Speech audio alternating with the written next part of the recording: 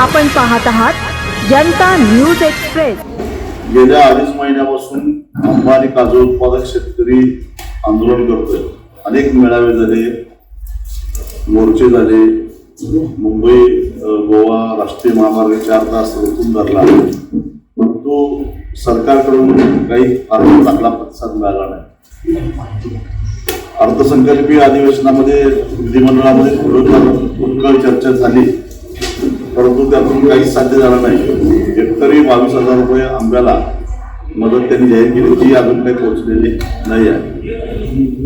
हेक्टरी 22,000 रुपये म्हणजे एका आंब्याच्या झाडाला 220 रुपये आंब्याची किंमत, एका आंब्याची किंमत सुद्धा निघत नाही त्याच्यातून। आणि जो आंबा निर्यात होतो, स्वतः समुद्र वापरला जातो, त्याला अख्ख्या झाडाला एका आंब्याच्या किमती एवढं सुद्धा तुम्ही मदत देत नाही। ही अत्यंत शर्मेची, लांछनास्पद, सरकारला लाज आणणारी गोष्ट आहे। 1200 कोटी रुपये वर्षाला आंब्याचा पल्प आणि आंबा निर्यात करून परकीय चलन देशाला मिळवून देणारं हे कोकण आहे। आणि या कोकणाच्या प्रती असणारी ही जी काही सरकारची वृत्ती आहे ती अत्यंत घृणास्पद आहे। आणि म्हणून मग शेवटी आम्हाला शेवटचं हत्यार म्हणून मुख्यमंत्र्यांच्या वर्षा निवासस्थानीच आता गेलं पाहिजे म्हणून आम्ही संपूर्ण कोकणातल्या शेतकऱ्यांची कैफियत घेऊन वर्षा बंगल्यावर जायचं ठरवलं। सुदैवानं मुंबई आणि परिसरातल्या सगळ्या सामाजिक संघटना, वेगवेगळे राजकीय पक्ष या सगळ्यांनीच आम्हाला मदतीची भूमिका घेतली, पाठिंबा दिला आणि ते सक्रिय सहभाग होत आहे त्या मोर्चामध्ये। त्यामुळे 15 मेला दुपारी 3 वाजता गिरगाव चौपाटीतून निघणारा मोर्चा हा निघणार म्हणजे निघणार। साधारणपणे कितीच्या संख्येने आणि कोणकोणत्या सामाजिक संघटना पक्ष आपल्यासोबत असणार आहे? मोर्चाची संख्या आम्ही आधीच सांगून वल्गना करत नाही, पण लक्षणीय असेल आणि सरकारला हादरून सोडणारी अशा संख्या असेल एवढी मात्र नक्की मी सांगतो। याच्यामध्ये राष्ट्रीय काँग्रेस, राष्ट्रवादी काँग्रेस, शिवसेना, उद्धव ठाकरे गट, स्वराज्य पक्ष, मनसे, महाराष्ट्र नवनिर्माण सेना, जनता दल सेक्युलर, मराठी भाषा संशोधन केंद्र, त्याचबरोबर शेतकरी कामगार पक्ष, CPI, CPM अशा अनेक सामाजिक संघटना सुद्धा याच्यामध्ये आहेत। वाढवण बंदराच्या आंदोलनामधले ज्या काही सामाजिक संघटना एकत्रित आलेल्या आहेत त्यांनी सुद्धा आम्हाला पाठिंबा दिलेला आहे। अनेकांनी या आंदोलनाला पाठिंबा दिलेला आहे। गेल्या 2.5 महिन्यापासून कोकणातला आंबा आणि काजू उत्पादक शेतकरी नैसर्गिक वातावरणात जे काही फेरबदल झाले आहेत त्याचा परिणाम म्हणून आंबा आणि काजू उत्पादकांना फार मोठा तोटा सहन करावा लागला आहे। उत्पादनामध्ये मोठ्या प्रमाणामध्ये घट झाली आहे। अशा परिस्थितीमध्ये खरं तर राज्य सरकारनं केंद्राकडे NDRF मधून मदत मागितली पाहिजे, केंद्रीय पथक पाठवण्याची विनंती केली पाहिजे होती, परंतु ती काही झालेली दिसत नाही। आणि राज्य सरकारनं सुद्धा काजू उत्पादक शेतकऱ्याला वाऱ्यावरच सोडलं आणि केवळ आंबा उत्पादकाला हेक्टरी 22,000 रुपये म्हणजे एका कलमाला, एका झाडाला 220 रुपये इतकी तुटपुंजी मदत जाहीर केली। त्याच्या विरोधामध्ये आमचं सातत्यानं आंदोलन चालू आहे। कणकवलीला आम्ही 4 तास मुंबई गोवा राष्ट्रीय महामार्ग रोखला, ओरस जिल्हाधिकारी कार्यालयावर मोर्चा काढला, अनेक मेळावे झाले, पण सरकार काही हालायला तयार नाही। शेवटचा पर्याय म्हणून 15 मेला आम्ही मुख्यमंत्र्यांच्या घरावर सर्वपक्षीय पाठिंबा घेऊन, सगळ्या सामाजिक संघटनांचा पाठिंबा घेऊन आम्ही कैफियत मोर्चा काढतोय। आणि हा मोर्चा निघतोय म्हटल्यानंतर आज दुपारी 3 वाजता महसूल मंत्र्यांच्या दालनामध्ये कृषी मंत्र्यांनी एक बैठक बोलवलेली आहे। त्या बैठकीमध्ये सरकारनं जर का आमच्या मागणीप्रमाणे हेक्टरी 5 लाख रुपये आंब्याला आणि हेक्टरी 3 लाख रुपये काजूला मदत देण्याची भूमिका घेतली तर आम्ही काही सकारात्मक भूमिका घेऊ, अन्यथा 15 मेचा दुपारी 3 वाजता गिरगाव चौपाटीतून वर्षा बंगल्याकडे जाणारा मोर्चा।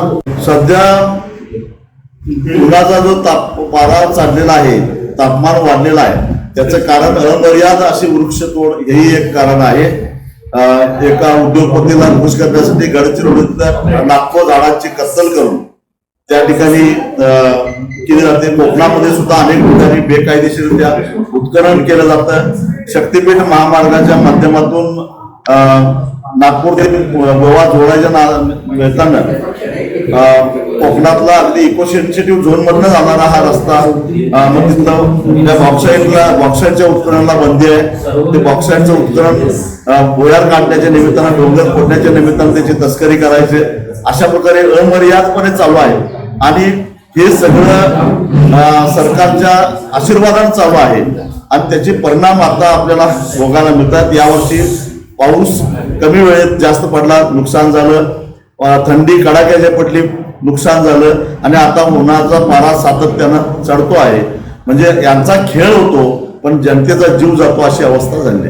सर, आपण आता सरकार थेट सरकारला प्रश्न विचारणार, परंतु या अगोदर कधी खासदारांशी, आमदारांशी, स्थानिक आमदारांशी या संदर्भात चर्चा झाली का?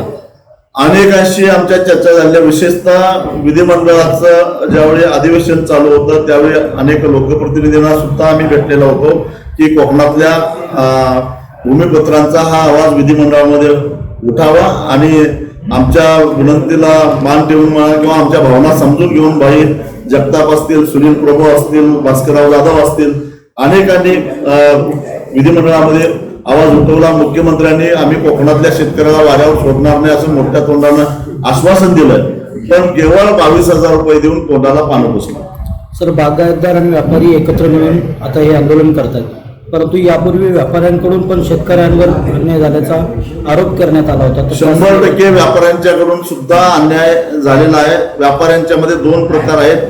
काही व्यापाऱ्यांनी शेतकऱ्यांना ऍडव्हान्सेस दिलेले आहेत आणि त्याच्यावर ते 12 ते 15% व्याज आकारणी करतायत आणि वसुली पीकच आलेलं नाही, त्यामुळे वसुलीसाठी तगादा लावतायत.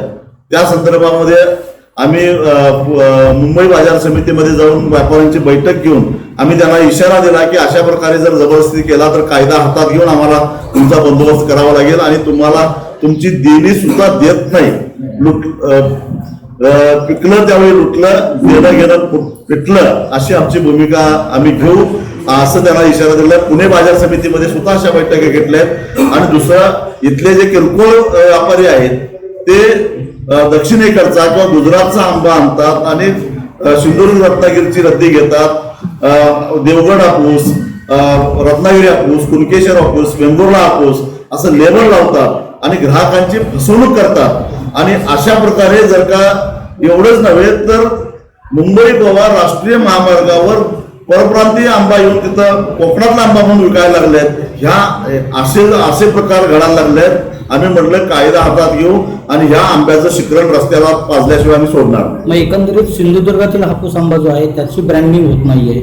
मग त्या ब्रँड होत नाही याचं कारण उत्पादनच इतकं कमी आहे की सगळ्यांच्या पर्यंत तो पोहोचूच शकत नाही. इतकं अत्यल्प उत्पादन आहे आणि त्याचा गैरफायदा हे बाहेरच्या आंबा विकणारे व्यापारी घेत आहेत. अचूक बातम्या, निपक्षपाती विचार, अन्यायाविरुद्ध वाचा फोडणारे परखड विचारांचे सार्वभौम दैनिक प्रजासत्ताक जनता.